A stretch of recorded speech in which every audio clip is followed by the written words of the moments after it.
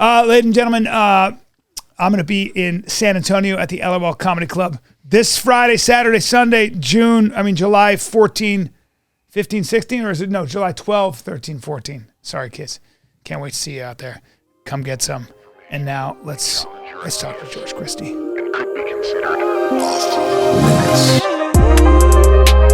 So,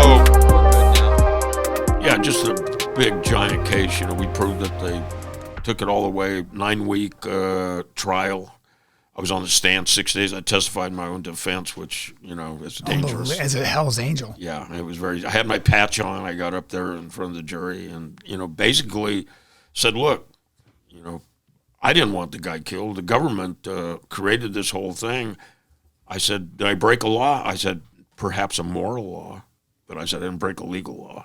And I go, you know what? Fuck this guy anyways. He was a drug dealer and a pimp. They were just all, wow. The jury basically went for it.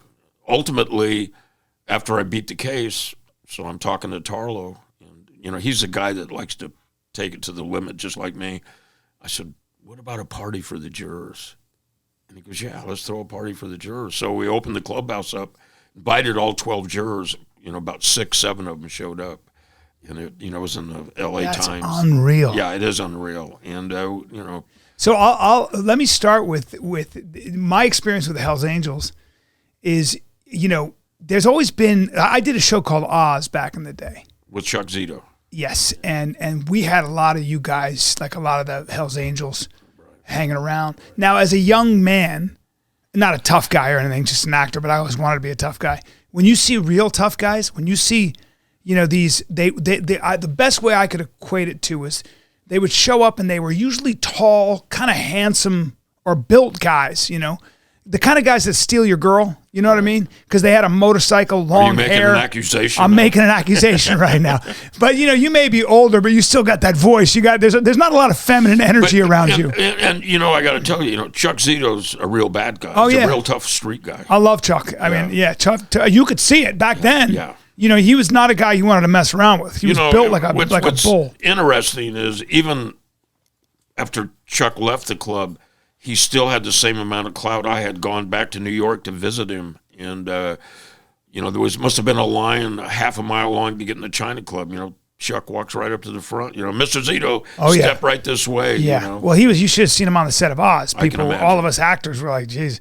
But there were other guys that would hang out and show up and visit, and they were just outlaws they were Indians. They were outlaws. They were just like these men that, when you see something about the Hells Angels, when the lore, when you see them as a regular civilian, you think to yourself, those dudes are living fast and dangerous, and they're gonna die young and leave a good-looking corpse. There is something about it that was adventurous, that every man kind of like, we'd all kind of be like, man, I kind of wish I was that guy. And there's a lot of truth in what you just said. Mm-hmm. I mean, I went to a lot of funerals over the years. I bet you did. A lot of funerals, and a lot of the murders are still unsolved. It was a dangerous game, especially in the 70s. And that's kind of when I, made my way, if you will.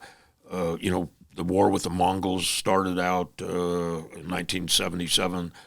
That far back? Yeah, I was at the first fight that we'd ever got into. Can we just go back to where you started? You started with Sonny Barger, didn't you?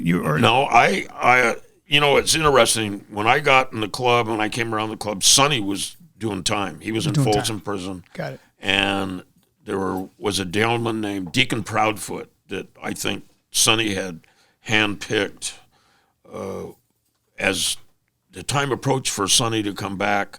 The feds were now looking at us. Mueller, the guy that went after Trump's a U.S. attorney up in the Bay Area, and he's thinking he can throw this RICO charge on us.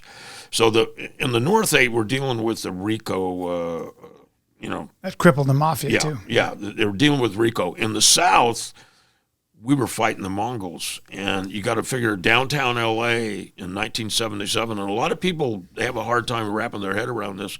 There was like bombs going off down there in downtown L.A., people getting machine gunned off their motorcycles in daylight. Really? Oh, yeah, it was hot and heavy. We had because there were no cameras. No cameras. Nobody saw anything. Nobody snitched back then. Nope. And if they did, they didn't really last too long after that. Yeah. You know? Yeah. And, You weren't making it to trial. no, and you know, a lot of street justice, and you know, in the community of the outlaw or a criminal or however you want to describe it, justice is swift usually. It's not no appeals, and you know. Once But how did you get? There's a personality to it. There's a type of person that is drawn to, let's just say, being an outlaw like this. You know, I know that the Hells Angels is a motorcycle club, so I want to be careful. But for the most part, you know, as well, you they said, like to be called motorcycle club. You know, yeah, of but course, it's a club with some criminals in it. it's not a criminal organization. Nope. It's an organization with criminals. in it. Whatever, And however. some of them are real good at it. Yep, tell it. You know? Tell it to the feds. Yeah. You know, but what was it about your upbringing, your childhood that drew you could have done a lot of things. My philosophy, I believe that a lot of people that get into an extreme lifestyle like this, which is a criminal lifestyle, let's be honest, could have done anything. They could have been great executives, they could have been great politicians, they could have been great. I was just going to say politicians. Oh yeah. But, you know, I'll tell you, I grew up in a traditional Greek family. My family was very small compared to others. It was just, I was the only child. The Greeks kind of controlled the restaurant and bar business in Ventura County, and we were kind of outsiders. And, you know, they had the Daughters of Penelope. That's where the women would go and complain about things. And they had a group, the men, called the HEPA, which I don't recall what it stands for. But my grandfather would go to the HEPA meetings. My mother and my grandmother would go to the Daughters of Penelope meetings. And that's where they'd voice their problems, you know. That was unheard of. Like, you don't call it cops. No. You keep it within the community. And tribal. Very tribal, and you get it dealt with. My grandfather, real strict guy. We call him the governor. You know, a guy that was really prejudiced, but claimed he wasn't prejudiced, and not prejudiced against anybody that wasn't Greek. Yeah, my grandfather was Sicilian. Okay, so same thing, and it's exactly the same thing. And I lived in Greece for 2 years, so I know. But my grandfather, Sicilian, would always say things like this: the Sicilians are the only people in the world who don't kill people indiscriminately. We don't kill the kids. We only get. I was like, oh, geez. There's rules about the death. Oh God, there's always rules. But it's the same thing, you know. Yeah, you know, and you know, very harsh lessons from him. He worked till he was 85 or 86 in the shoe repair shop. He was a shoe cobbler. Just about blind from cataracts. You know, he's out there feeling, you know, as he fixed the shoes. I mean, just a different world than we live in nowadays. You know, like for yourself as a comedian, are you worried about what you say before you go on stage, or you just let it all hang out? If I just tell the truth, okay. And nowadays the truth gets you in trouble. But it does. But you know, I'm a lot more conservative than I am liberal, or let's just say I'm a traditionalist. I believe in what makes this country great, right. and I say it, you know, and it comes with a price. Do you suffer for it? Yeah, I've suffered for it, but I've also, I'd rather tell the truth, and I'm not going to do something that's politically expedient. I'm not going to sit here and fall into this gender insanity where, you know, I'm now identifying as a man. I didn't check your pronouns, George, by the way. We should, he, him, you know what I mean? I'm just not doing whatever that suits you. Yeah, whatever suits me. But, you know, there's certain things that I consider to be insanity, and I'm not gonna pretend the emperor has no clothes. Right. I'm not doing it. So even though he's naked. Even though he's naked, you know. So that's kind of where I always define myself on, you know, you define yourself along the lines you're willing to defend, and what you're willing to fight and die for, if you want to get real dramatic, but it's true. You should know what those lines are. Right. And, you know, I'm a patriot, man. So part of what I am as well. Yeah. You know, I was a Marine, had kind of a tough departure from the Marines. I called out one of my gunnery sergeants on the rifle range. He pissed me off. And, you know, I was in a reserve unit. They activated me, and then I was facing a court-martial, and I wound up going to work for the Department of Defense. And I think they had a lot of money invested in me, and I'm no dummy. And they thought, you know what, we'll utilize this guy in another area. You know, I had been in that reserve unit probably going beyond 4 years. And so, you know. So you went right from this good family, this Greek family, into the Marines. Into the Marines. 17 years old, I took the oath. Wow. And how long were you in the military? Well, 4 years? Reserve unit, but over 4 years. And I went to work for the Department of Defense until 1978 at a top secret security clearance. And then they found out I was also leader of the Los Angeles Hells Angels. They found out. They found out. Somebody ratted me out. How did you become a leader in the Los Angeles Hells Angels? There was a gentleman named Old Man John, and he was the boss. He stepped down in the midst of that war with the Mongols. The new leader made some terrible mistakes, pissed some people off, and somebody shot him in the head a bunch of times. And Old Man John took back over. I went to Old Man John, and a very profound moment for me. I said, "What the hell happened?" And he looked at me, and he said, "You want to last in this business? Don't ask questions." And I went, "Okay, John." Damn. And then he goes, "I want you to be my vice president. I'm taking back over." And so I came in as vice president. About a year later, John told me, "This is a young man's game. I think I've got cancer," which he did and ultimately passed away. But he said, "Take over the club." And so I took over the Los Angeles guys down there and ultimately moved to Ventura in 1978 and stayed there until 2011 when I felt that the club... You were in the club till 2011. Yeah, the club had become the people we rebelled against. And I left with that speech. I pissed a lot of people off. But, that's how I felt. And, you said earlier, you speak from the heart. You say what's on your mind.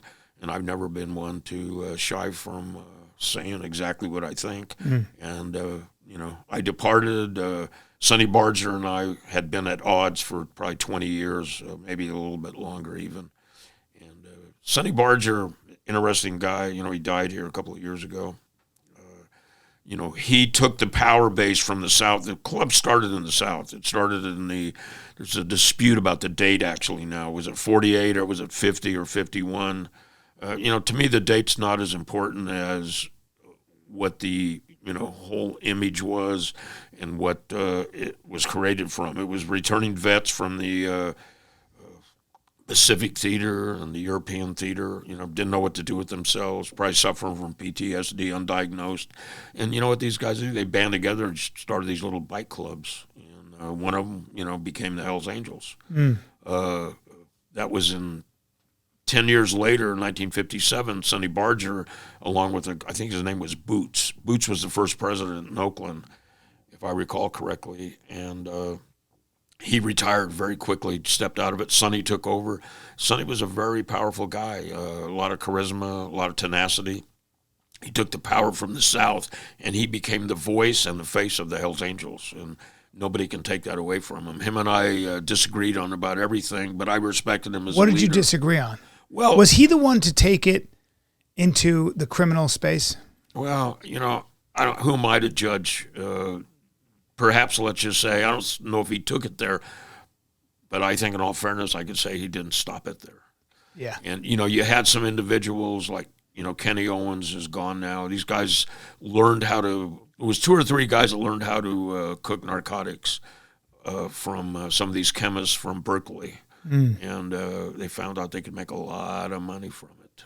And I know when we talked about my case earlier. I don't know if it was on camera or off, but in 1986 I had that case.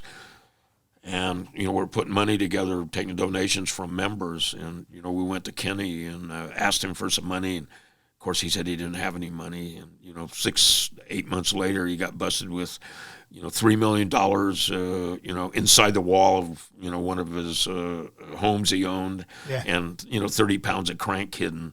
So, these guys controlled that market. And, later I went on 60 Minutes. Mike Wallace made accusations that we controlled the methamphetamine market back in the 70s into the 80s. And, there was some truth in it. And, Sure. There was also some exaggeration. These U.S. attorneys get in those courtrooms, man, and, they got to tell a story just like a defense lawyer. You got to sway a jury. Yeah, you got to sway the jury. You got to engage the judge. when I got that case in 1986, the judge in open court said I was the most callous person he'd ever run across in his life. Now, here's a guy that had sentenced Joe Morgan, head of the Mexican Mafia, to prison at one time, and he's saying I'm the most callous person I ever ran across. Wow. I mean, that's a pretty profound statement from a federal judge. Well, one of the things I grew up with some people who would be considered, when people say criminal, let's just put it this way. They're the kind of people that, how people talk a big game, but I grew up with a couple people, some people who were the kind of people that if you crossed them for real, they would show up at your house. And they'd do that something. That was the Hells Angels in the 70s. These are the guys, I grew up with some of those guys, and they were that serious. They were the kind of guys that, everybody talks a big game, I'll talk a big game, but actually showing up at somebody's house and taking care of your enemy, making sure your enemy's no longer there, whatever it is. Those were those guys. And what I found interesting about those guys, and I knew another guy who had done a lot of time, those were the people, strangely enough, though, that when shit hit the fan, when chaos visited me, were there for me. It was so weird because isn't it strange? That's the way it is. Yes, man. They were the dudes. They were the guys that called me first and said, "This is And I knew that if the shit really hit the fan, that those were the guys I was going to. And I said to one of them, I said, they're just. I feel like my only friends are the people that most people would consider, if they really knew, they'd be like, these guys are criminals. Right. And they said criminals, but they do have a code. There's a fucking code. Yeah. And they said that. They said that's what keeps us together. That's what real friends are. It's not easy being a criminal. Yeah, all your fly by night friends are friends because it gives them something. Right. But when you have to rely on each other, and when one guy goes away, you keep their place in that money wheel, right? I'll tell you a story. Is there a lot of that do you think that's the bonding glue with the Hells Angels? I think it was at one time, Yeah. Is it anymore? I don't know. We were talking earlier. Nobody can do anything nowadays. Yeah. I mean, and if Cameras you're everywhere. breaking the law, you're going to get caught. Yeah. And you're going to go to jail and do some time, or you're going to make a deal with the government to extract yourself from the problem that you created for yourself. Yeah. And, my last case, and I want to tell you a story, but my last case in 2011, they said in 2007 I ordered a firebombing when I was leader of the Hells Angels down there. And the star witness, he went to the grand jury and, did Mr. Christie order you to firebomb the tattoo shops? And he said no. He said not to firebomb them, but I knew what he was really thinking and what he really wanted. And they said that's the way I did business in the meeting. I would say, no, don't do that. And that was their star witness. And, Judge Wu, who was a federal judge in Los Angeles, a real brave guy. He looked at the U.S. attorney and he said, this case isn't what you want it to be. He goes, you think this is a career-building case. He goes, this could also ruin your career. He goes, this is not the kind of case you think. I'm sitting over at the defense table with my daughter and another lawyer. My daughter's one of my attorneys. I'm, sitting there, smirk on my face because I'm thinking, maybe this guy's going to dismiss my case. And Judge Wu turns and looks at me and he points at me and he goes, and you, Mr. Christie, God only knows what you've gotten away with the last 40 years. And I think that said it all. It's fair. Yeah, that That's was fair. Very but fair. What is it? Do you think you were born with a penchant for, I use French words, Dylan. Penchant for, I'm very impressed. Thank you very much. I like to weave in this for our French audience. Yeah. But do you think you have a proclivity for risk? Is that where you feel the most alive? Or did you need the juice when you were younger? Because we get older and now we just want to hang. I just want my coffee in the morning. I'm 57 at this point. I want my coffee and I want to watch my kids play. I don't want to, but when I think back to who I was when I was in my 30s, I was a different dude. Well, I don't know. I'm not Yeah, comparing myself to a Hell's Angel. No. I understand what you're saying. Yeah. And, my daughter said to me one time in 2000, I just beat that 59 count racketeering case. You could have gone away forever. Yeah. And my daughter says, let's take a walk. She's she's an attorney. We said, let's take a walk. And she said, what the hell are you doing? And I said, what do you mean? She goes, you know what I mean. What the hell are you doing? She goes, you don't need the money. You don't need the power. Why are you still in the game, And I said, I do it for the Jews. It's the rush. Your identity. Yeah, it's the rush. It's me. And, That's fair. That's honest. It's very honest. And I try to be fair, especially with my family. I can't bullshit my daughter. No. I can't bullshit my kids. They see me every day. How many kids you have? Well, I had 4. Little George passed away. Sorry to hear that. Yeah, it was How tough. old was he? He was 39 at the time. It's terrible. Yeah, it was tough to swallow, but you take the hand you're dealt. Yeah. And but I want to get back to this story. Yeah. We were talking about how things changed. In the early 80s, I get a phone call from Al Perryman, Big Al from Oakland, a real heavyweight guy, also very heavy, but a very powerful guy in the Bay Area. And he says, I want you to go put some money on this guy's books, and then I want you to start looking for a lawyer for him, and I want you to bail him out. And I didn't know who the guy was. So, I go put the money on the guy's books and bail him out and get him to the clubhouse. And the police show up there, and they're knocking on the door. And it's somebody that I know, not the guy that dealt with this individual that I bailed out of jail. And he goes, we want to apologize. And I said, apologize for what? And they go, well, with what happened with Mike Ison last night. Mike Ison, known as Acha in the Mexican Mafia, he's one of the top-tier guys at that time in the Mexican Mafia, and they had spent the night insulting him. They didn't know who he was, and he wouldn't identify himself. And the teletype was broke. So this is the old days when you didn't have a computer. You had a teletype, and you did the fingerprints and set it off, and then you wait for the teletype to come back. The teletype was broke. There was no response. They got impatient, and they started harassing him, mock games of Russian roulette with him. And this guy had so much sway. You talk about powerful criminals on the street. This guy had just done 18 years, got out. Of course, he still had sway, even in jail. Sway. Yeah, more in jail. He was one of the top 3 guys in the Mexican Mafia. And just running the whole organization from jail. From jail. And, damn. And these cops come there, and they want to apologize to him because they knew that they'd fucked up. And So they were actually afraid for themselves. They were. It had nothing to do with code of morality. I mean, this is how much you talk about power and sway. Yeah, especially in LA. I swung the door open, and I said, well, he's sitting right there. Why don't you ask him? And he was the cop was in shock. And I said, Mike, what do you want to do? And he goes, it's your town, George. What do you want? And can we squash it? He goes, squashed. And that cop was just like, I mean, yeah. You don't want the Hells Angels and the Mexican Mafia after you. That's a bad situation. Right, and we had a good relationship with those guys. And I found out later who Mike was. Albert never even told me who Mike was. I found out over the years how powerful he was and, friends with him until he died. He did 18 years in Pelican Bay, got out, and got killed in a knife fight up in San Francisco, freshly paroled from prison. Jeez. So, By the way, if you're going to go out like a criminal, getting knifed to death is a pretty macho way to do it. Well, in he a did. Knife He fight. fought some guys over a pool game. I don't know what transpired. I don't know if they had any idea who he was, but you can look it up online. It's a great story about him. What do you think is, I've always wondered this, because to be effective in an organization that is, criminal or whatever, is taking these big risks, let's just say, you've got to be able to rely on each other. And you got to know that if the shit hits the fan, you're going to keep your mouth shut. Now, I know that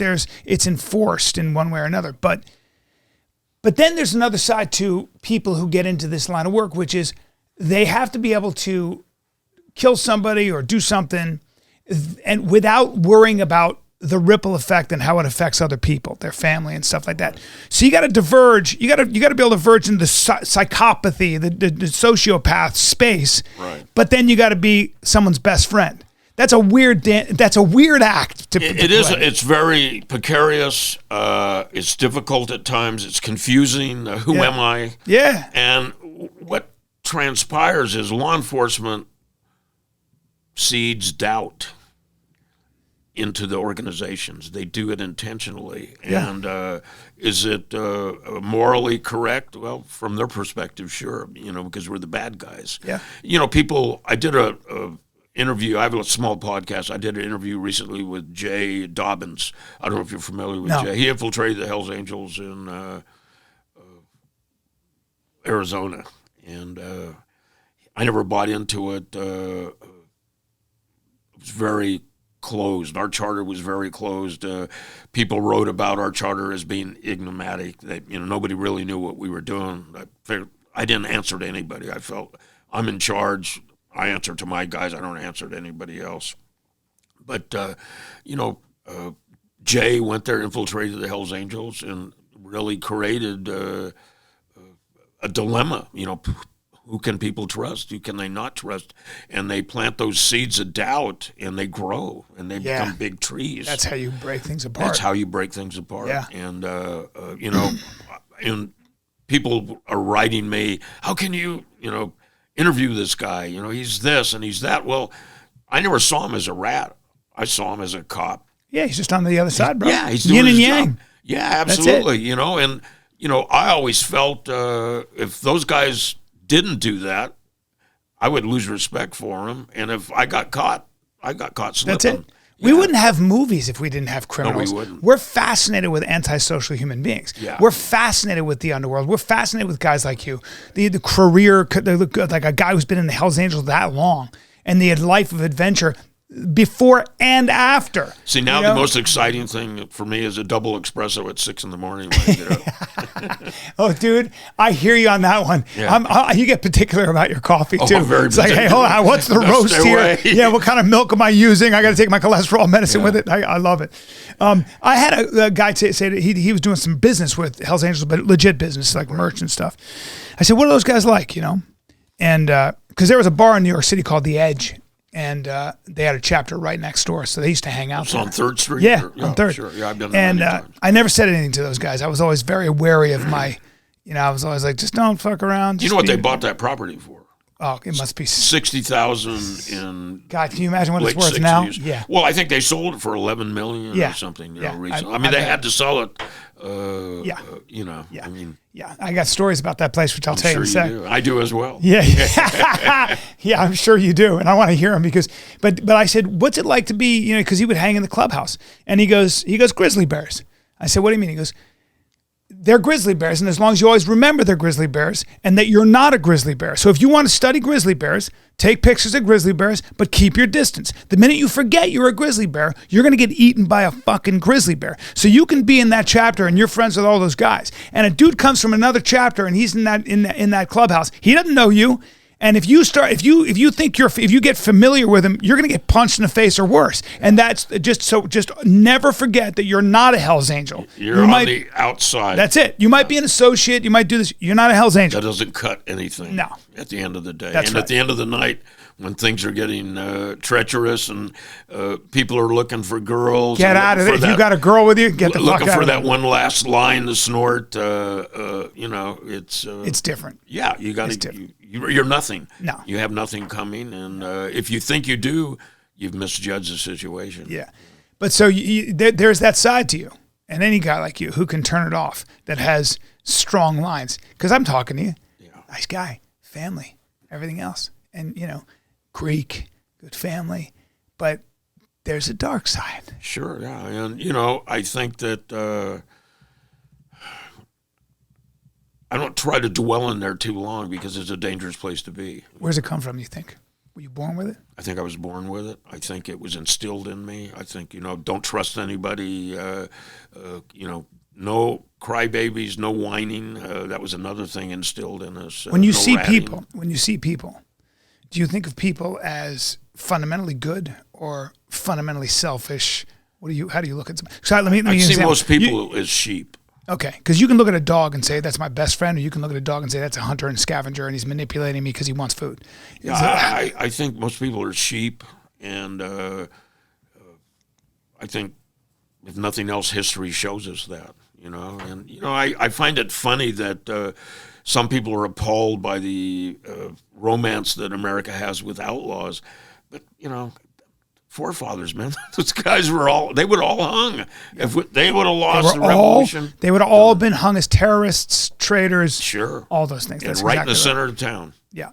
Well, I always see, I guess what I have always been interested in, and the reason, and maybe in some ways I've also felt more comfortable sometimes around people who are, who wear their criminality more openly, is that at least if you're a Hell's Angel, you're doing things and you're wearing the colors and you're taking risks.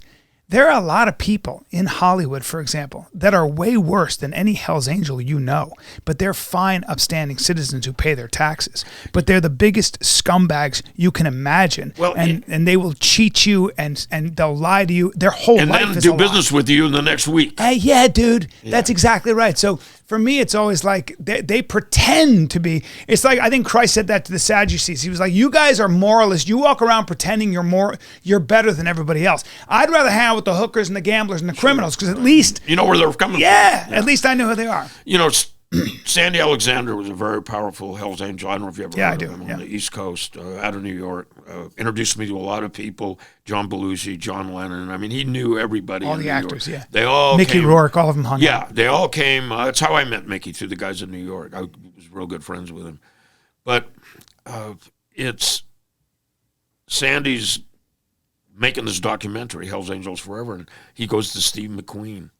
And Steve McQueen says, "Why would you ever want to get involved with these criminals?" Yeah. He goes, "You think that the world you guys are living in is dirty?" He goes, "Now you're going to deal with some dirty guys." Oh, And yeah. he was absolutely, That's hilarious. absolutely correct. Yeah. You know? And, we put that movie out, and You know what Kissinger said when he saw The Godfather? Henry Kissinger said, "Just like Washington, just different names." yeah, well, And a lot of people, like Hollywood and Washington, will kill you, but they won't kill you physically. They'll kill your reputation. They'll make sure you can never earn a living. Right. That's how they do it. Well, it's interesting. I go to my last prison term was in 2013. I left, had a year. I did 2 years on house arrest. Federal people don't give you time for house arrest. My daughter talked Judge Wu into allowing my 2 years on house arrest to somehow account for it. He says, "I got to send you to Texas for a year." I went to, I think La Tuna was the name of it. And while I'm there, the History Channel starts calling the warden. They want to do the show Outlaw Chronicles that I ultimately did when I came home. But they didn't want me to do anything, And when I came back, Who didn't? The prison, they told the History Channel, "You stay the fuck away from the prison." And I was called in and said, "What are you doing having the History Channel call here?" I said, "I'm not having the History Channel call. You think I control the History Channel from my prison cell?" I go, "They want to talk to me. It's on them. You deal with them." And they said, "Well, we don't want to see him here. We don't want him here the day you get out of prison. And keep that shit away from here." I come back in the probation parole department. They want to take all the money the History Channel is offering me because they said you shouldn't be able to profit from your criminal past. Yeah. And I said, "What would you rather have me go rob a bank?" Yeah. I'm trying to make a legitimate living here and income, and you guys are suppressing it. And they were telling people, "You really want to do business with this guy?" I mean, you talk about ruining people. Oh, yeah. Yeah. Yeah. And it goes on. It does. What is jail like for a Hell's Angel? When you go to jail, you go to state penitentiary. You're jumped in with the woods, like all the white guys, or how does that Very work? powerful position. It is, right? As a Hell's Angel leader, I went to prison in 1986. Immediately met all the key players who ran the prison, met all the mob guys. That's where I met Michael Franchise, Sam Sarantina. So you're in right away with the top Flynn, guys. Rosario Gambino. Hey, boys. Exactly. And, what's interesting. Ain't so bad. No, it wasn't so bad. And, it was kind of the golden era of prisons, It was the tail end. It wasn't like Goodfellas, but, Rosario Gambino would cook spaghetti dinner every Saturday. We'd take the kosher kitchen, and we use the facilities in there. The Jewish. You would smuggle in good food. Well, the guards would smuggle it in for us. They'd put in. We didn't get steak and that kind of stuff. We got a lot of canned stuff, clams for the Linguinian clams, and stuff like that. Shrimp, canned shrimp. We didn't have the fresh stuff like they showed in the movie. And tough to get it in. Yeah, it's tough living under those conditions. Yeah, it still sucks. Yeah, you're still in prison, We had our own phone, There was a heroin Persian. He wasn't Iranian. He made sure he was considered Persian. He was a Persian heroin dealer. He owned a fleet of ships, and he had a phone buried in the wall, one of these big giant phones. You get some smart people in there, don't you? Oh my God! You want to get an education, go to prison, especially federal prison, right? Yeah, federal prison. The higher level of criminal. Higher level of criminals. The Mexican Mafia, they were looking for a place to house me that was befitting a Hell's Angel leader, and they wound up. The Mexican Mafia went and talked to the Colombian guys. I wound up living with the Colombian cartel guys. Had my own area there all by myself, and I never locked anything because they knew who I was. They wouldn't steal from me, and it was funny to watch guys come in. I never had anybody in my area more than 2 or 3 weeks, and guys would come in. They'd see me not locking anything. They'd leave everything open. They'd come back from the yard, and everything's gone. Shit. And they confront me. Where's my stuff? I go, I don't know where your stuff is. I'm not your overseer. So a regular. A lot person. of juice. A lot of juice for Hell's Angels. Yeah. A lot of juice. You have the blacks run all the blacks and strict color lines in prison. Oh yeah, strictly, very tribal. Yeah, and the Mexicans ran all the Mexicans, and then the Woods ran all the Woods, and then the Hells Angels. The goal of the Hells Angels is to get in, do your time, and get out. So none of the prison gangs were ever threatened by any of us. It was like, hey, these guys just want to do their time. So I could walk, I could hang out with the Woods. I could hang out with the Mexicans. Couldn't hang out with the blacks. There was a color line there. In Texas, I established a relationship with my barber, who was a black dude. And I used to go visit him on occasion to pay for my haircuts.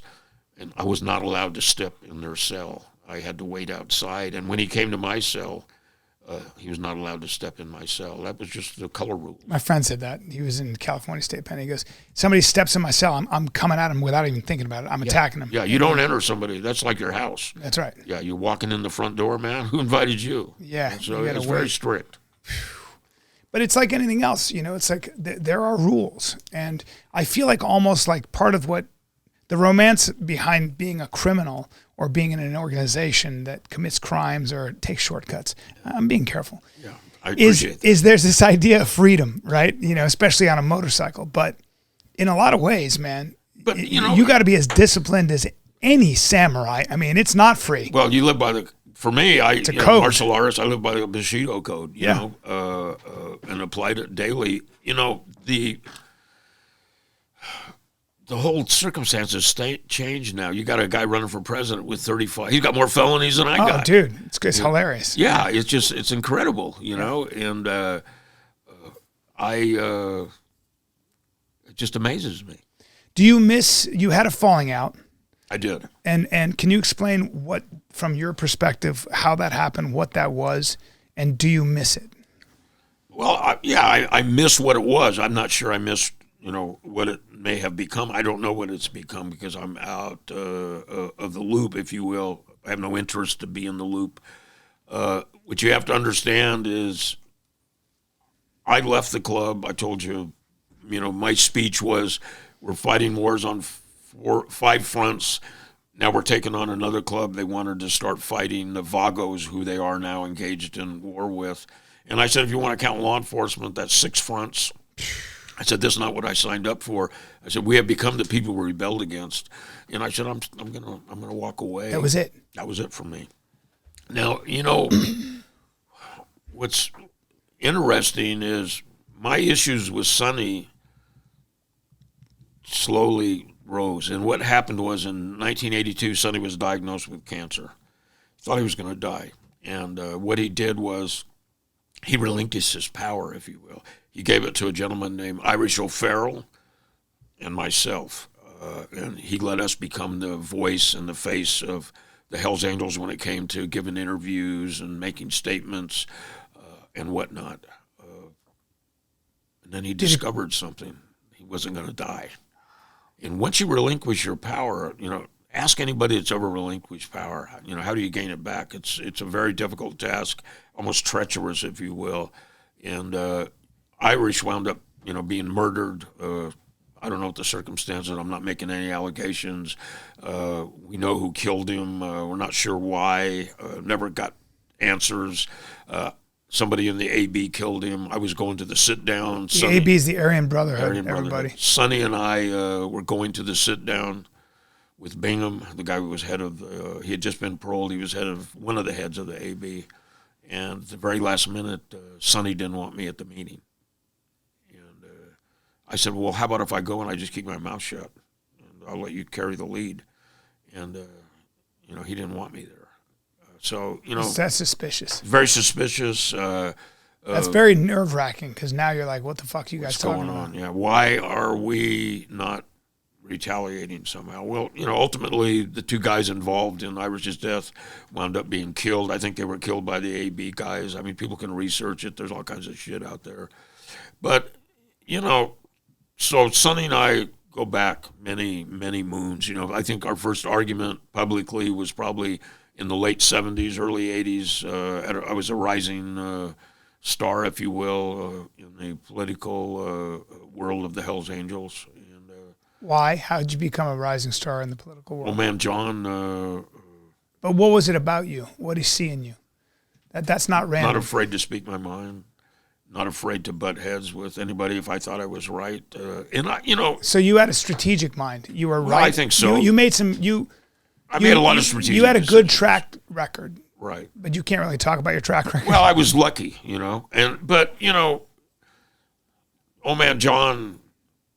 I love how general he just got George Christie. I was lucky, and that's what they saw in me. I was lucky, and that's why my nickname was Lucky. I was a lucky guy, and they wanted to put me in the. I became the president. They wanted to brush up against me. Yeah, that's what it was. Hopefully, some of that luck would rub. I don't know how they got me. I just was good at politics. I'll tell you. Speaking of luck, you're going to love this story. So we were leaving Los Angeles. This is the 70s, 77 maybe, 78. We ride to Vegas. We go to the Riviera, and you'll never guess who shows up. And I didn't know who he was at the time. We show up at the Riviera, and somebody comes there, wants to know, what the fuck are we doing at the Riviera? Tony Spilatro. And I didn't realize it was Tony Spilatro till after. Because there weren't a lot of pictures and stuff. No, after I saw Ghosts. Casino. Yeah.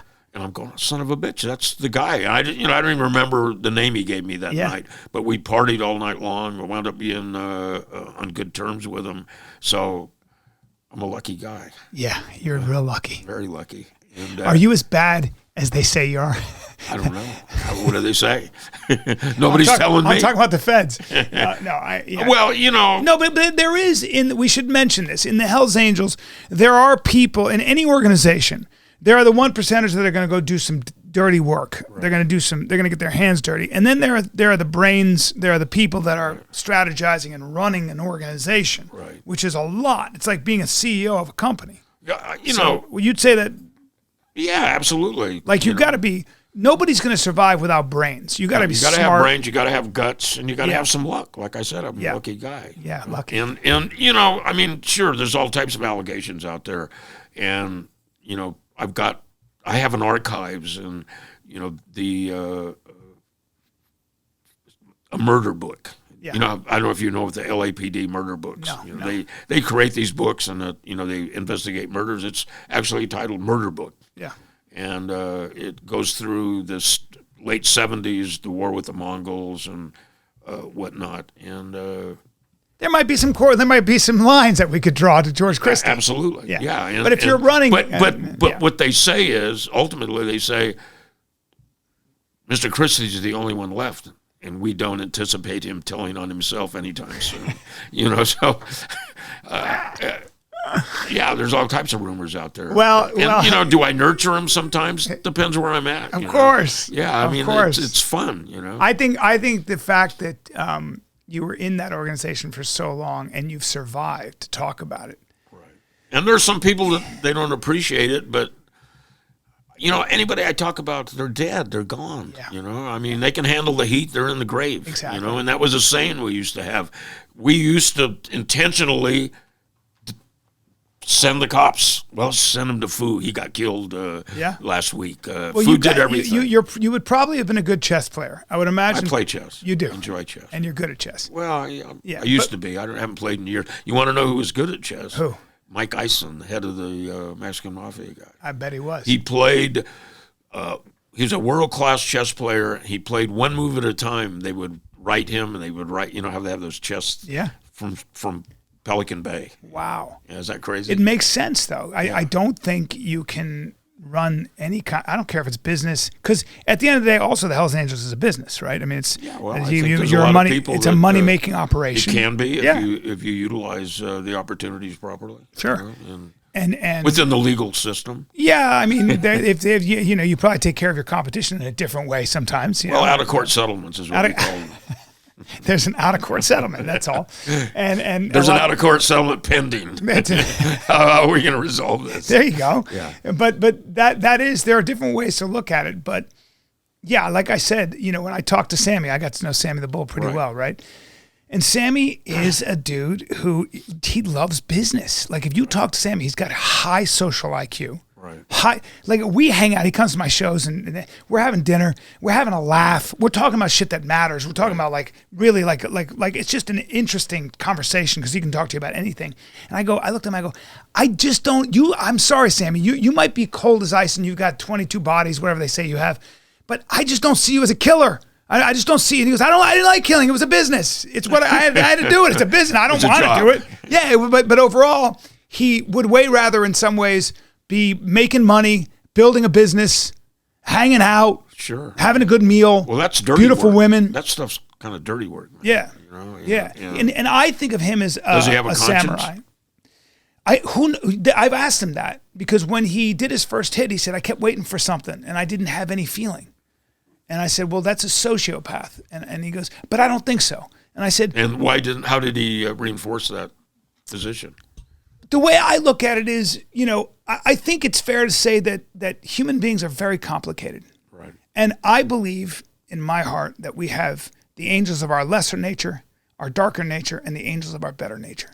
And I think we're all sinners and saints and everything in between. What's the difference killing for the government or doing it for yourself? So these are all important questions, right? Yeah, they're very important. Part of it is you enter a social contract and you are going to get benefits and you're going to pay prices for being in any organization, in any group. And it's a legitimate question, which is why you can always justify a lot of things. You can justify a lot of things. Maybe there's a difference between philosophy and faith, right? So if you're religious, you would say, well, God's watching me and thou shalt not kill. But we know that a lot of very, very religious and good people go to war and do a whole lot of killing, right? So I've always understood and sympathized with killing to benefit themselves as well. Like look at King David, he wanted that woman. He sent her husband to a battle that he could never win. Uriah, that's right. Saw Bathsheba bathing on the roof. Yeah. Sent Uriah on a suicide mission because he got her pregnant. Yeah.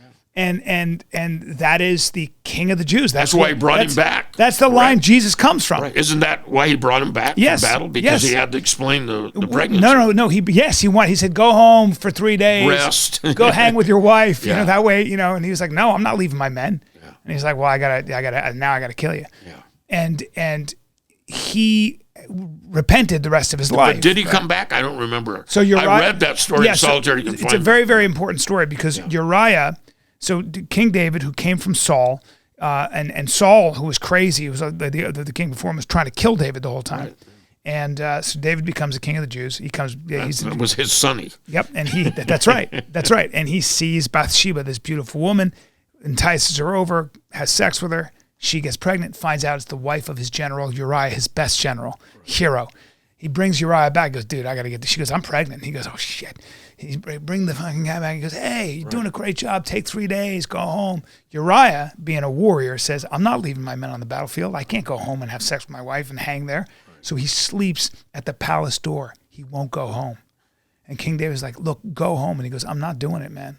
I'm here to. I don't remember the whole story. Yeah. So David goes, all right, take this note back to your general, to your higher up. Takes a note. The note says, send him into battle with you, and then you guys pull back and have him die. Right. And that's what they did. And Uriah dies. Right. And he kills him. And then Samuel, the prophet, comes to David and says, hey, you sinned before God. He tells him this metaphor story. And he goes, all he had was that wife, and you have everything, and you took it from him. And that was when David, for the rest of his life, repented and said, I've been a bad person. But for me, I just think that, that people are good and bad. And when you judge somebody, if I'm going to judge you for what you've done, I better look at myself. Well, you have to. You got to. And I've always said, I think part of the reason we're attracted to people like yourself is that you guys took risks. If I was going to acquiesce to the fact that people feel the Hells Angels are a criminal organization, who's to blame? I would point the finger at law enforcement, and I'd point the finger at Hollywood, point the finger at the news media. I mean, Hells Angels have sold a lot of newspapers, great stories. You need 'em. A great career building for guys. Look at the guys. I know a lot of people in law enforcement. I was criticized for that over the years. I've had friends that were cops. It's a different side of the coin, right? Yeah, and the beautiful thing was I never asked them to compromise themselves, and they never asked me to compromise myself. We were just friends. But, one of the things when I came back in 2014, I think it was, there was this group of cops talking, and one of the cops was like, yeah, we broke him finally, and we did this and we did that. And the one cop goes, you broke him? He's got a fucking TV show now. I had Outlaw Chronicles. And, and some of the guys really got upset at the table. Yeah. And I was the topic. Well, wouldn't you say to be a good cop, you've got to be able to think like a criminal? You do. So I know the toughest kid I knew growing up, toughest, baddest kid, brave, fight anybody, fight you and could fight. I mean, could fight like he looked like a blur, and he wasn't a big guy, but thick and just probably 5'8", but loved it. He loved it. It was like I swear to God, the hair would get up on his, like you could see the hair. He was like a game bred pit bull. That was the only time he felt alive, but he became a cop. And he was he a good cop? He was a great cop. I mean, a decorated cop, and then became a lawyer later on. Very smart guy, and now he's doing other things. I'm being general here, but I said, how did you? Because he got decorated. He got some big award for solving these crimes. He goes, I said, how do you do it? He goes, because I think about what I would do, and I have the same mind. Right. And he did. He had the same. Very similar. Yeah, I catch serial killers. You got to think that way. And had a powerful cop from LAPD tell me, he goes, you should have stayed down here instead of moving up to Ventura. He goes, you would have survived down here probably a lot better. You would have been accepted by law enforcement down there to contain that area, if you will.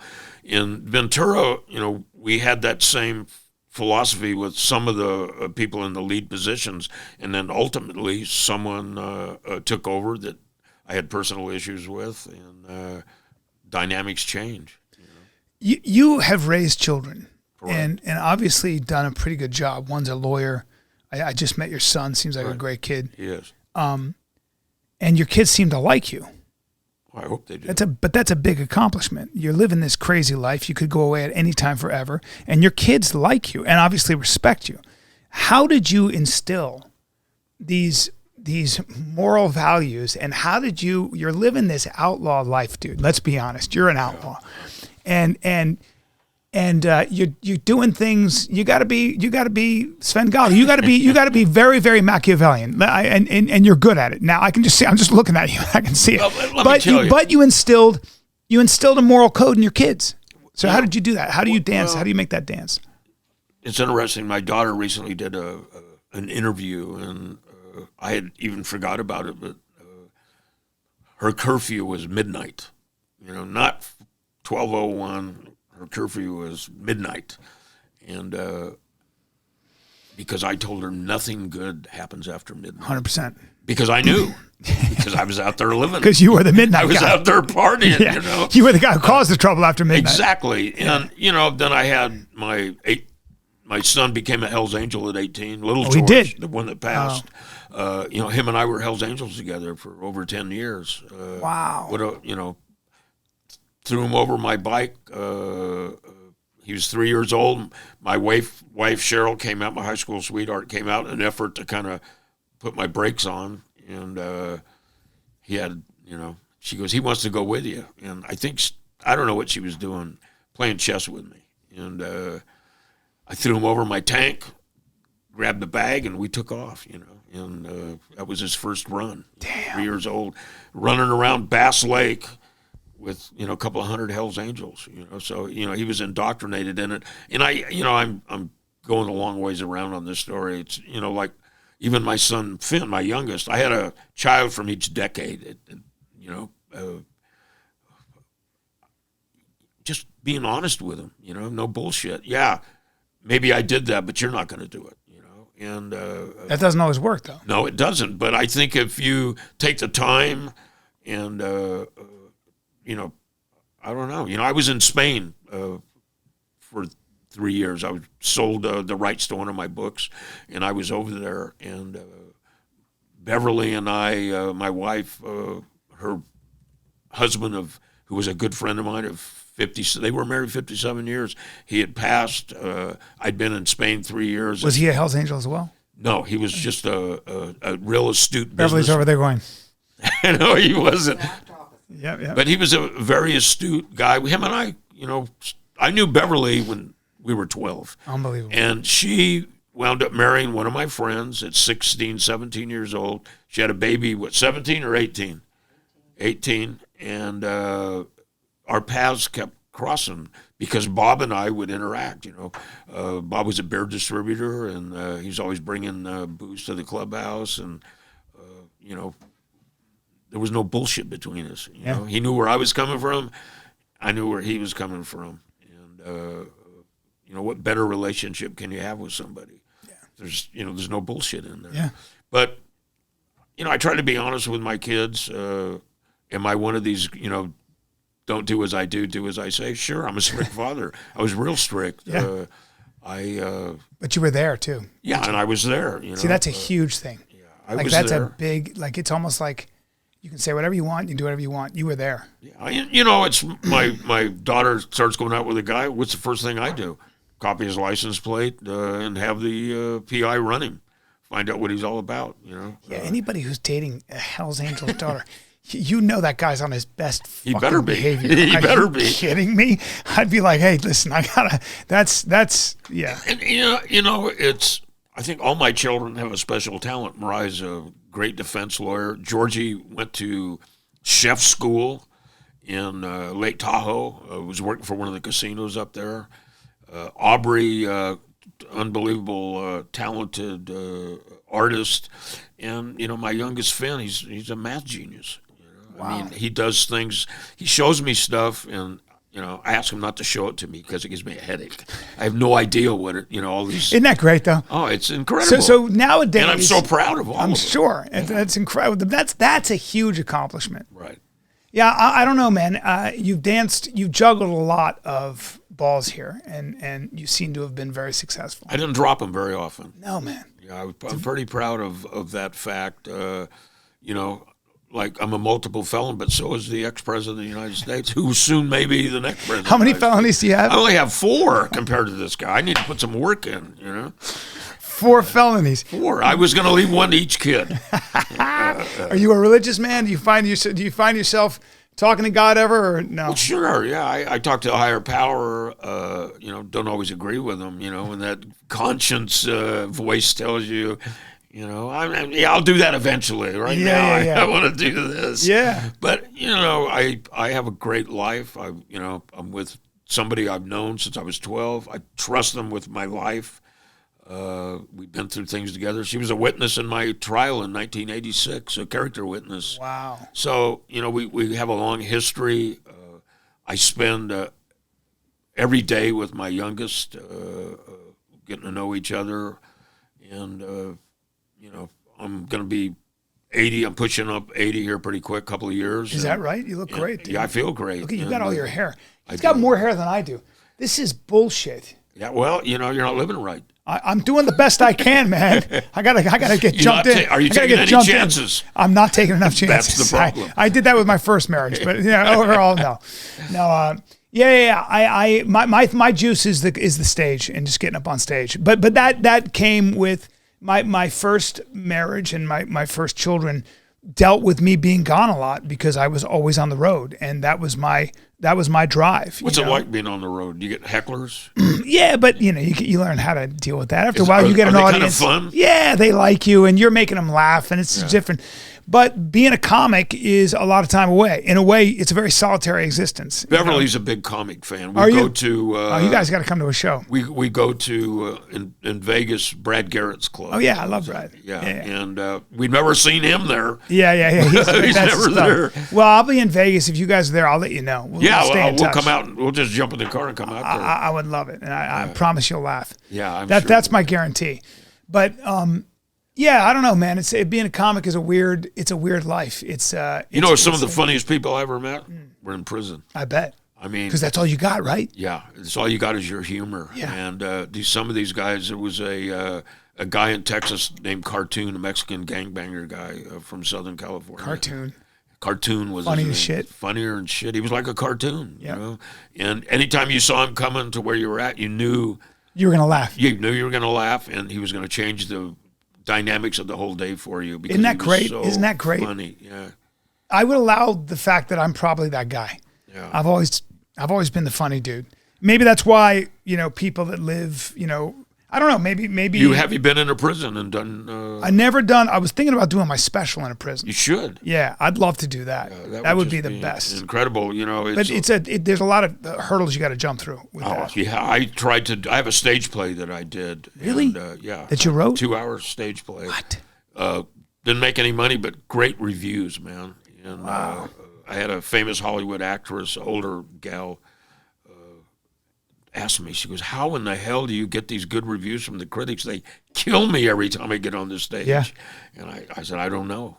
Maybe they're afraid of me. Or maybe you wrote really honestly. Yeah, maybe.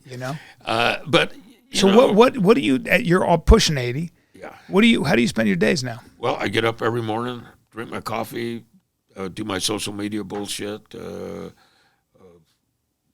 I have a little Jack Russell, Fonzie.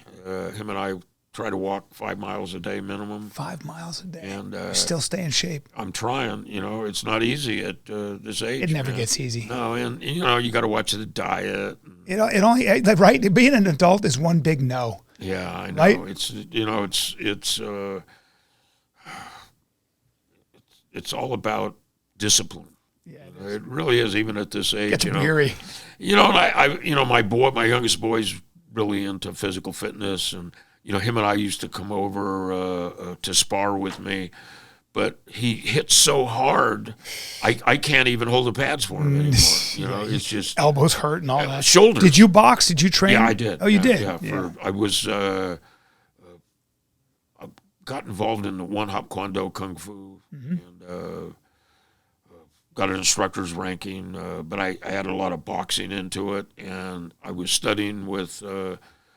You ever heard of Larry Hartzell? He's from the JKD. He was under Danny. Jeet Kune Do, yeah. He was under Danny and Santo. And yeah, Grizzly. Danny and Santo's no joke. Yeah, he is no joke. Well, Larry was the same way, and learned a lot of nice Filipino stuff. Oh, yeah. I really loved knives. Yeah. And that Filipino knife fighting is terrifying. Deadly. Like, you can talk all you want about your karate, your boxing. Yeah. Those dudes pull out a knife, please run the other way. Yeah. And if even if you have a gun, you better start shooting right away because you're going to get cut.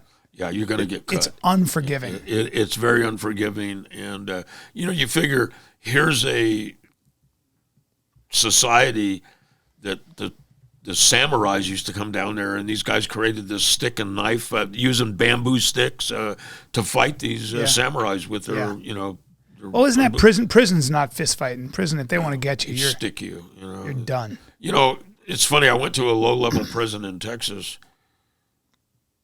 But, just before I got there, two groups were arguing, the Paisas and the Aztecas, and two different groups down there out of Texas.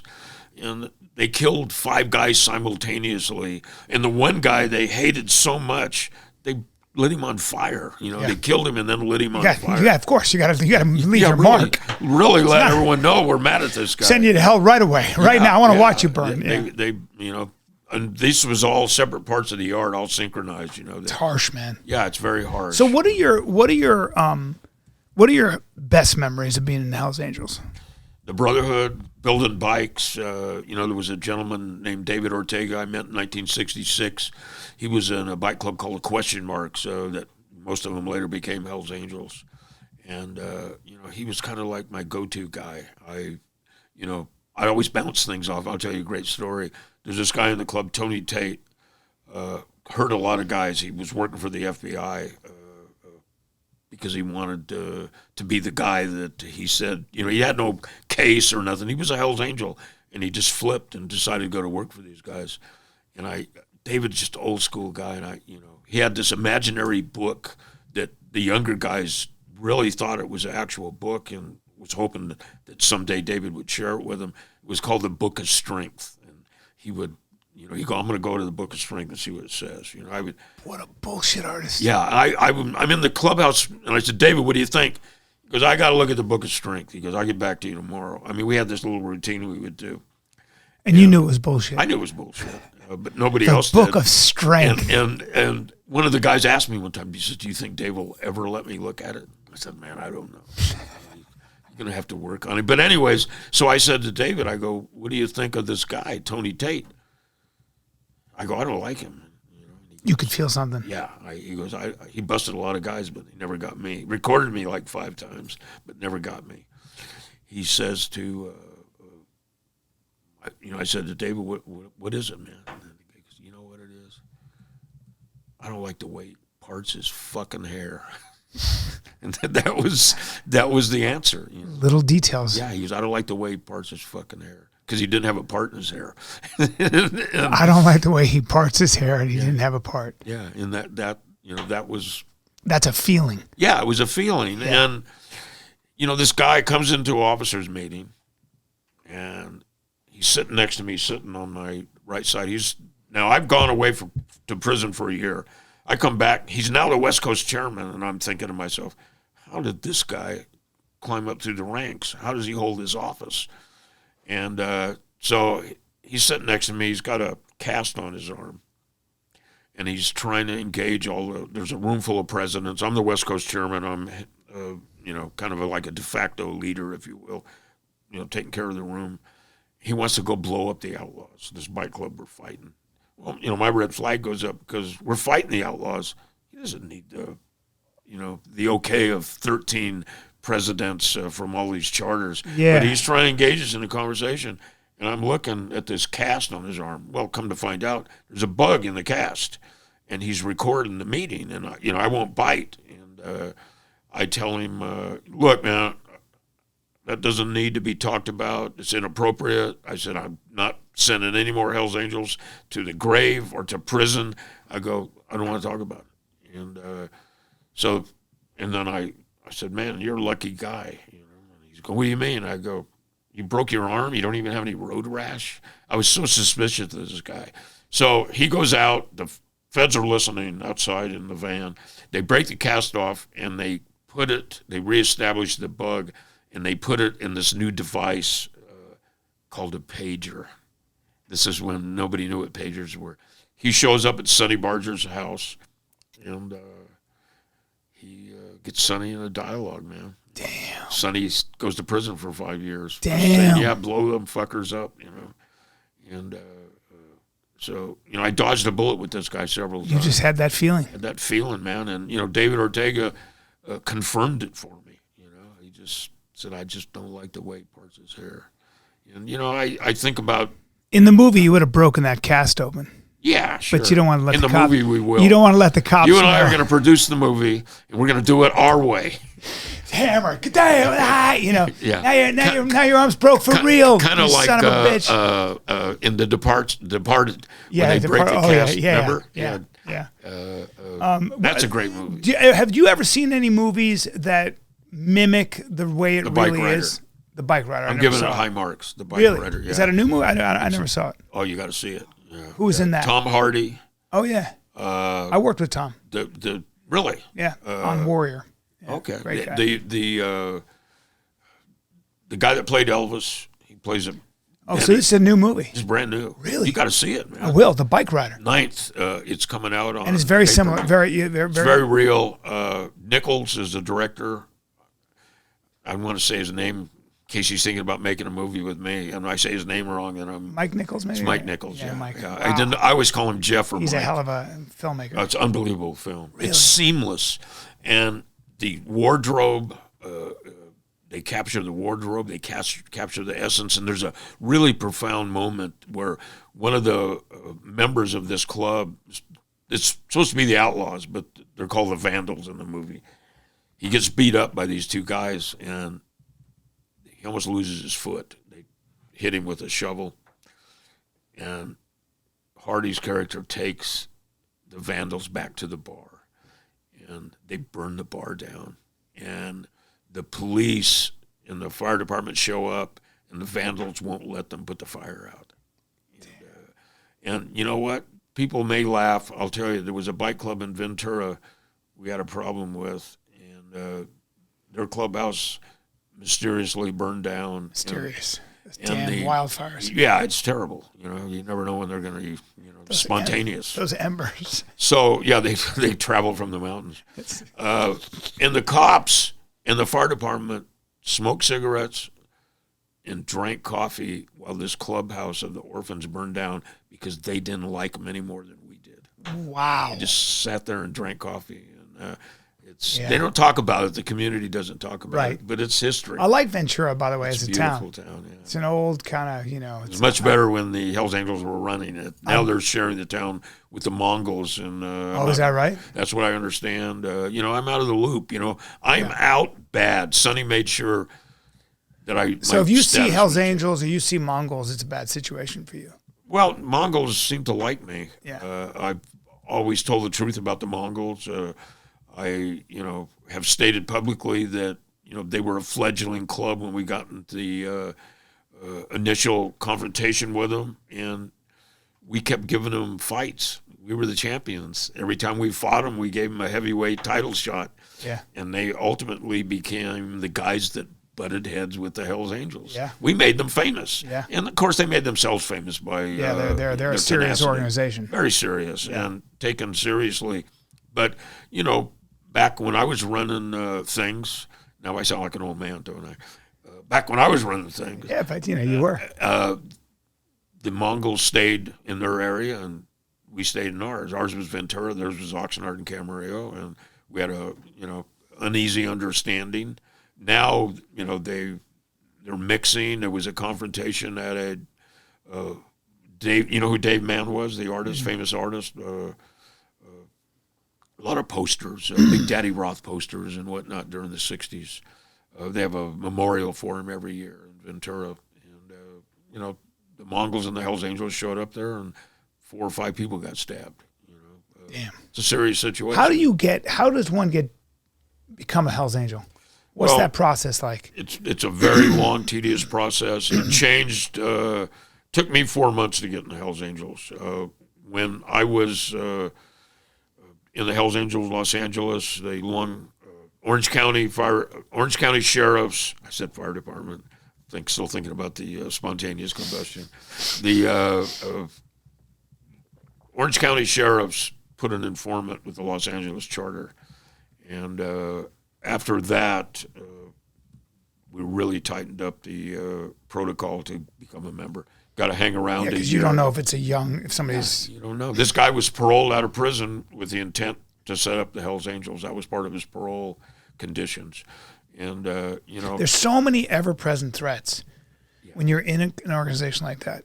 You can get killed by another gang. You can kill by. Yeah, and this guy becomes an informant, is told to get out of Southern California, comes back because he just can't stay away, and, he has a one vehicle accident on the freeway, He runs into a pylon, going into we're crazy. Yeah, who would have thought? Nuts. This stuff is nuts. Yeah. Well, how do you move within that world? Like when would you go to the clubhouse every day? Would you go to work every day? How does that work? I work for the Department of Defense, and I used up a lot of my sick leave from time to time. And then in 1978, I was in the club a couple of years, and they figured out I was making this rise in the Hells Angels, and I had a great job. I used to go out to Santa Cruz Island. There was a secret submarine surveillance system out there. when we were in the Cold War with Russia, and I used to take care of it. That was my job. No, but I'm saying when you were done with that, and now you're in. When this I was world. done with that, I jumped into Hell's Angels world with both feet and right. spread my wings. As Right, Hell's but Angel. now you're running things. So you make decisions. You've got to make decisions. You've got to talk in a certain way. The fact of the matter is, when you're running an organization like that, there's some out of court settlements that have to be dealt with, and probably all the time. Yeah. You've also got to neutralize certain threats. So you're always taking these risks, and then you don't know if you're going to get pinched or killed. Right. So how the hell would you go from point A to point B? Well, you're on a motorcycle. Very that's careful. vulnerable. Yeah. Yeah, very carefully. Well, that's it's stress level. Like high stress, but during the war with the Mongols, I never got off my bike. I rode my bike the whole time, and I talk about. It's either on my podcast or the Outlaw Chronicles. I talk about the fact that I would always run 10 to 15, 20 miles above the speed of the flowing traffic. So if somebody's pacing me, I got to figure they're coming after me. And, one of the things you look for in the dead of winter, I look over my shoulder. If the guy's window's down in the back seat. That's a big problem. Yeah, I'm figuring this guy's got a machine gun or a shotgun back there.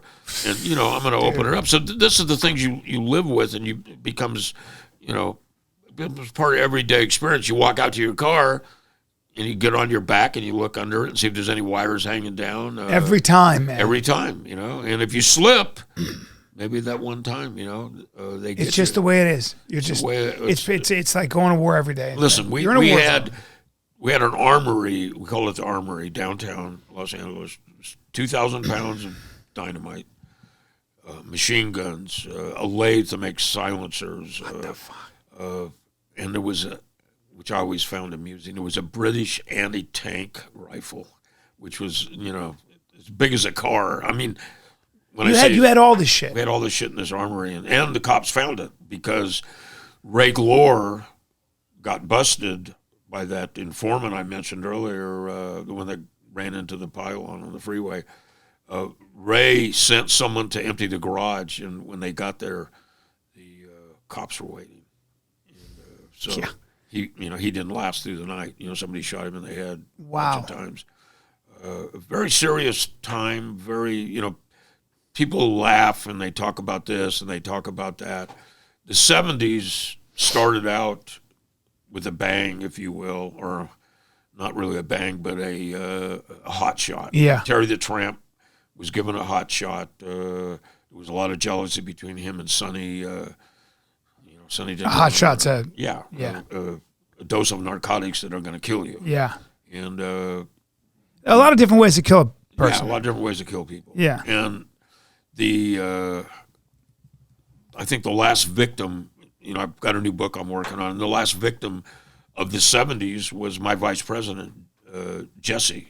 He was murdered right as we approached 1980 out of this. So the 70s... They were rough. Rough. But the 80s, I heard in that clubhouse on 3rd Street, like my friend said, they got 2 wild boars down there. At one point, they had a hyena. I don't know if any of that's true, but there was a hyena down there. I heard. I never saw it personally. Yeah, because they tried to fight it with a pit bull. That might have been Vinny's pit bull. Yeah, and the hyena just looked at that pit bull, and the pit bull was scratching, came right at it, and the hyena just went, "Oh, that's adorable. I'm from Africa, bitch," and bit it right on the head and just killed it. Just killed it like that. Yeah. Well, I think those hyenas have they're pretty vicious. Yeah, your pit bull energy is no good here, bro. And they also can be very friendly. I see. If raised. Raised properly, but kind of like a Hell's Angel. I was about to say, if raised properly, you're not a hyena. You can tame it. You can't domesticate it. There's a big difference. Same with a lot of Hell's Angels. That's what I was going to say. That's exactly right. All joking aside, Hell's Angels. The saying was Hell's Angels are born, they're not made. I believe that. People in the club used to say, every once in a while somebody'd get in the club and they'd rise above it and you'd see it. As a member, you'd go, watch that guy. That guy's about something. And, there's some sad times now. I read recently one of the leaders, John, who used to spend the night at my house as a little kid with my boy Georgie when they were 6, 7 years old. He's doing life for racketeering,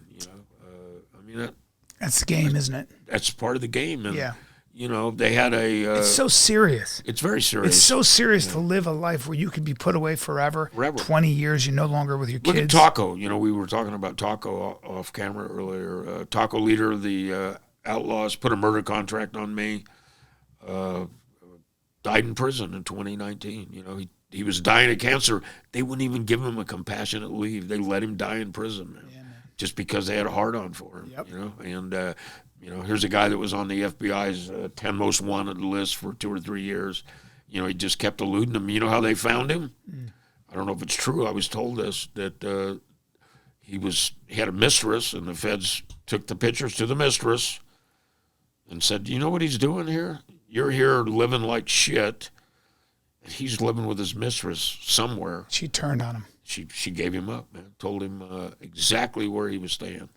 And is that true? I don't know. There are too many flanks to cover. Yeah. You're one of the guys that was able to cover all your flanks. Yeah, well, that's a rare thing. Tried, you know. Well, you did it. Went to prison 3 times as well. How long did you spend in prison total? 3 years, 2 Not years bad. on house arrest. No, 5 years. Odds. No, that's balanced out well, you know. Sonny did 13 years. You know, Sonny and I were talking about it one time. He did 13 years in prison. But, and part of it was because the way you knew how to talk. I think so. Sonny, you know, like that informant Tony Tate, this is a great story, and if it's true. So he goes to Sonny's house. Tony Tate, the informant, goes to Sonny's house with the pager. He gets a page. It's the feds. He says to Sonny, can I use your phone? You know, this is when everybody had landlines then. Nobody had cell phones. Calls them on Sonny's phone, and they go, you got to get him to say this. Hangs up and then says, you know, Sonny, there's going to be a lot of collateral damage in this explosion. And, you know, Sonny's famous words, the more the better. Wow. And, you know, that's on tape. They're playing that in Kentucky for court, man, you know. And that's... Goes to prison for 5 years. What I'm fascinated with, though, is, you know, like when you hear Sammy the Bull talk about being in a secret society, Cosa Nostra, they didn't even acknowledge each other. Like, right. if it was up to Sammy... It was John Gotti that kind of blew everything sky high because he wanted to be famous. Well, he liked that publicity. He liked the fame, but that was the biggest downfall because he had all of them meeting him every Sunday to kiss the ring. It was crazy. Guys like Sammy were like, hey, dude, we need to be ghosts all the time. Right. And when we see each other in public, you don't even acknowledge each other, right? But the Hells Angels wear those colors, and they're on those bikes. Great target. It's a great target. It's such a colorful target. So that's the one inconsistency. It's always amazed me. It's we were the American boogeyman for a lot of years. Yeah. You know? So what like Sammy, what did he think when he heard those tapes of he said going to kill him? Well, he said what happened, he said, is that they said to him, you got to take the fall. And he said, that's how we're going to do this? Yeah, he goes, okay. And he went right to the feds. He said, fuck this. Because these guys, and he realized then that John was trying to kill him. Yeah. John was getting jealous because Sammy was running everything. And making probably more money. Yeah, man. Well, he was the guy. He was the business guy. Well, you know, I get picked up. It's 2011 now. I quit the club. I'm out in good standing. 2 weeks later, I get a phone call. Your status has changed. You're out bad. You know, my comment to them was, I said, well, you know, at least the fucking cops let you come to court and fucking answer up to it. I go, you guys didn't even call me, man. You changed my status. Yeah. And who told you were out bad? The guy that took my place. Wow. And I said, well, you know, tell Sonny, fuck you, because I knew where the order had come from. And 2 weeks later, I get arrested in the FBI. You know, you got nowhere to go. You know, and they have a tape recorder they arrest me, and I'm at the FBI. They're getting ready to ship me down to the MCD, Metropolitan Detention Center. And they say, you know, you want us to push play? Because this is a murder contract on you, George. You're a dead man. And I said, no, don't bother, man. I said, I'll take my chances on the street. Because, you can't trust the feds. No, I mean, you can't, can you? Oh, you cannot, you know. And you said, I'm going to take my chances. It's on the street. I said, I'll take my chances on the street. And, you know, I think I did pretty well, you know, because I'm not. So far, baby. Yeah, I'm not George the Rat, you know. I'm the guy that held his mud. I didn't testify against anybody. I didn't give him no information. The night before I left for prison, the FBI called me. and said, I know I'm breaking protocol, but I want to tell you. He goes, if you'll at least debrief, I'll call Judge Wu and we'll put a stay on you turning yourself in prison. I was getting ready to leave for Texas. One of my lawyers drove me out there. Because you were going to go to jail. I was going. But you could have gotten killed in jail, couldn't you, for being out bad? Yes, and that's a story within itself, because the leader of the Bandidos, when I get to the prison, I yell up to the guard. I go, hey, and he goes, yeah, Christie, we were waiting for you. And they said, go follow that line and go through there. So I go in there, and they dress me out in prison, and there's a black lieutenant, and he's pretty cool. He goes, the Bandidos are waiting out there for you, man, on the yard. He goes, do you want a PC, protective custody? I go, no, man, I'm not going to PC. I go, I come too far to do that. And he goes, well, once you hit that yard, man, whatever's going to happen is going to happen. And I said, yeah, I know. But I had an ace in the hole. I was the guy that negotiated the end of the Scandinavian bike war with the Bandidos. So I'd been to Houston, Texas as a guest of the Bandidos and whatnot. So they marched me out there on the yard, and the Bandidos were waiting. And, the leader came up and embraced me, said, we've been waiting for you, man. We heard you were coming. And that's how the prison system works. And he goes, I got a cell. He goes, I got a bottom bunk for you. And damn. I lived the next year with the leader of the Bandidos. So you didn't know, though, if you were being set up, but chances are. You never know. And I'll tell you what else saved me. They went, I was told by this individual that they had called Jeff Pike, whether Jeff Pike was the leader of the Bandidos now. He was the new leader. I knew him personally. Sonny had called Jeff Pike and said, you guys need to run Christie off the yard. That's code for whatever. And they told him no. Christie's going to walk the yard. He's living with one of us. You got a problem with him. You got people here. You do it. We're not doing it for you. So, because there were Hell's Angels in jail. Hell's Angel associates. So the Sureños, the Southern Mexicans, were pretty friendly to me. And then all of a sudden, there was a chill. And I went to the, and I guess in a sense I dropped the name. And I went to the head of the Sureños, the guy that ran. I don't know if this guy was a Mexican mafia guy, because they're like the Italian mob. They don't talk about it. And I said, what's going on, man? And, I wanted to get the vibe. I figured, let's hear what he's got to say. And he goes, no, everything's cool. And I go, hey, man. And I was being political. And I said, I heard you were up in Pelican Bay. And he goes, yeah, I did time there. And I just a hunch. And I said, yeah, I used to talk to somebody up there every couple of weeks. And he goes, is that right? And I go, yeah, Acha. And he kind of looked at me and he goes, Acha? He goes, you knew Acha? And I go, yeah. And I go, Joe Morgan was next door, and Joe Morgan was the head of the Mexican Mafia. And I said, yeah, I used to give Joe the phone, and, we'd cut it up. And so the guy was kind of looking at me like he wasn't quite sure, and I solidified the conversation by saying, I go, yeah, it's fucked up. Mike died, man. And I looked at this guy, and I go, I guess I'm never going to get that game of chess with him.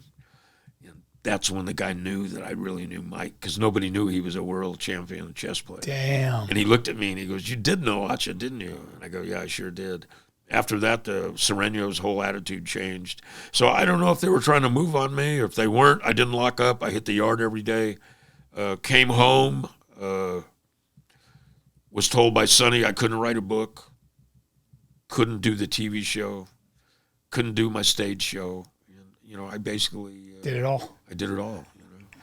George Christie. What can I say? I appreciate you coming out, man. I appreciate you having me. It's been a real pleasure. I mean, that's you are a cat with 9 lives, 10 lives. Maybe, but I think you're a pretty smart guy. I think you know what's going on. I'm not as smart as you are, but I'm a good study. I'm a quick study. I'll give myself that. Okay, well, maybe we'll do this again. I'd love it. You got a standing invite, because I feel like I could. I mean, I'm just thinking I could sit here and listen to you for 4 hours. And I could talk for 4 hours. But I know, but I mean, it's fascinating to me. Like, I never get tired of this. What do you think? Any other questions I've left off the table here? You covered everything for me. We were talking, we go way back. We talked for like 3 hours before we got here. So. Well, Rick Ross got attacked recently. He did? Yeah, by the Hell's Angel. By I Hell's don't know Angel. why. Did you read about that? It's kind of weird. Where I at? wonder why they would do that. But when you say attacked, maybe he just got punched. Because if the Hell's Angel's going to attack you, it's going to be different. I don't know. He's out now, right? Yeah, he's out. Yeah. Yeah. So And is he still tipped up with those guys? Or? I don't know. Is he a blood? He was. I don't think he was either because I've interviewed him. Okay. And he was really a smart guy. Freeway Rick Ross. Yeah, he was a smart guy who kind of just got caught up in the thing, but he's not a violent guy or anything like that. Well, he sold a lot of coke. Oh, that's what it is. Yeah. Drake. Well, a lot of celebrities like to hang out with the Hells Angels. I heard Drake is hanging out with the Hells Yeah, Angels. but it's like, all right, what are you doing, dude? Yeah, I don't know. I You know, always feel Mickey like used to hang out. Yeah, And, Mickey was more. I like him though because he was. I just loved him as an actor, and I just back in the day I could understand why he felt more comfortable around hard men. We had a lot of fun, and you know, Sonny Barger ruined that relationship for me. He did. He told Mickey to choose. You know, you got to be friends with me or George. George is gone, man. Yeah. And you know, Mickey called me and talked to me about it, and I told him, I said, you know, go with the club, man. You know, it's a smart move. Yeah, you guys. They always say I think that Hollywood actors get a lot of women, but the Hells Angels, when you were wearing those colors, it was a party. It was a carte blanche card, my friend. I saw it. I saw it. I remember my own girlfriend was talking to this dude. I never forgot this. She's now a pretty famous director, and she was beautiful, and she's talking to this dude, 6'4", blonde hair, long hair, just Southern a vest. California? Yeah, no, this is in New York. He was right near the edge. Because she lived on Avenue A. Just a vest and just this dude. And I'm just sitting there, and I remember listen, I said to myself, look, there's a pecking order in life. And I was a wrestler in high school. I did a little fighting, a little boxing. I go, So you're ready to take him to the ground? yeah. Let me tell you. Yeah, that would have worked out real well for me. And I just looked at that outlaw and I just said, she's enamored with that man. And sometimes in life, you got to just wait your turn. And I just stood and I kind of hung out, got some coffee, let her do her thing. She came back, obviously, talked to me. Sure. But it was just, I remember just looking at that guy going, if I was her, I would be far more attracted to that son of a bitch than this guy here, and you can't blame her. Sometimes you got to know where you stand in the world. You know, I'm not going to drop any names, but I got some famous actresses that were very interested. Chuck Zito, by the way, on the set of Oz, Chuck and I, we shared a dressing room together. Right. So Angelina Jolie, he was dating her. She came to the set. She's been in my house. Okay. With Chuck. Yeah. So she came to the set, and I remember looking at her going, "Well, that's the most beautiful woman I've ever seen in my life." I mean, I'm talking to the cops. Chuck Zito's on the right side of me. These cops are so focused on Chuck and me, they have no idea that Angelina Jolie's standing in between us. And so the following week, I run into these cops again. And I told him, I go, man, you guys really disappointed the department. I go, she's right there. You didn't she's right there, guys. Yeah, and you're slipping, man. But men are drawn to other hard men. Yeah, they are. They are. It's not a gay thing. No, that's that chimpanzee politics. It just is, Yeah, because you look at other men. So when I see a guy like you or Chuck or anybody like that, or I got some friends that are like, we're in SEAL Team 6, or you look at Tim Kennedy, who was a Green Beret and a real badass and MMA fighter.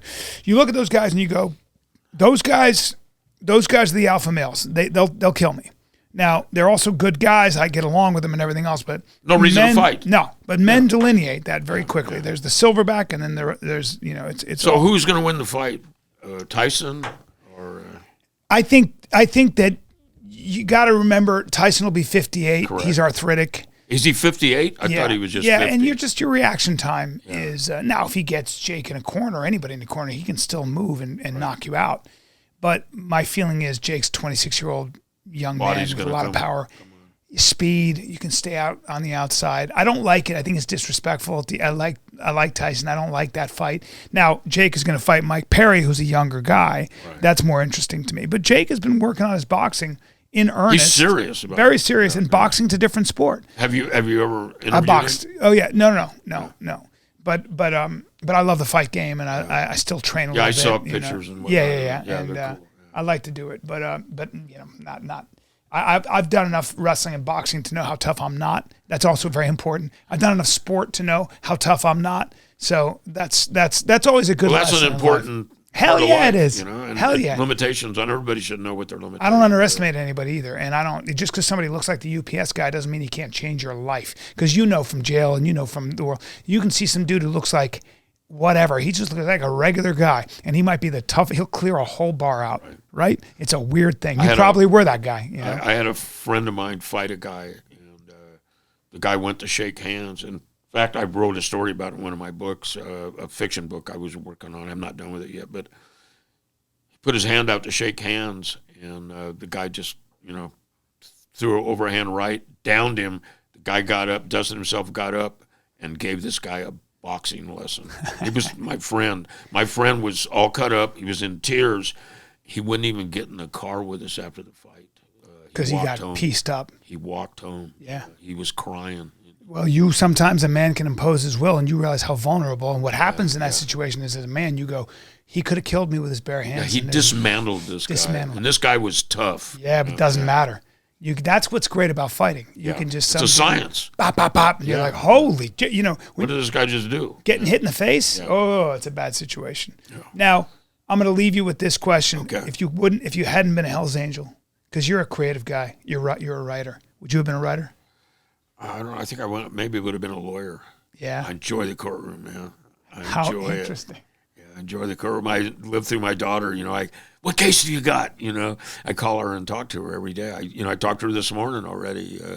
Talked to. My youngest boy's with me. We hang all the time, and I talk to my Mariah, my daughter. I said, "What do you got going?" And I'm getting ready to go to Oregon, going up there as a expert witness for a defense in a bike club shooting thing. I'm working for the defense. Your life has been a colorful circus. In the best sense of the word. What are you saying? I'm a clown? I'm not saying you're a clown. I'm not saying you're a clown. All I was saying is you're a funny guy. That's all I'm saying. I got to go to my Joe Pesci. Yeah, exactly. Well, I'm here to amuse you. No, Nietzsche talked about that. Nietzsche said, turn your life into a dangerous circus, essentially. I'm paraphrasing. But you've lived a dangerous circus. Yeah. It's kind of fun. Yeah, it's very impressive. It's very impressive. I go to sleep like that at night. I bet. Yeah, you left it all on the table, and you're still going strong. Yeah, I go to sleep, man, with Beverly can't believe I fall asleep like I did. Yeah. And you got all your hair. And I got all my hair. George Christie, thanks so much, man. Thank you. I appreciate you, buddy. Really appreciate it. What a great time. All right.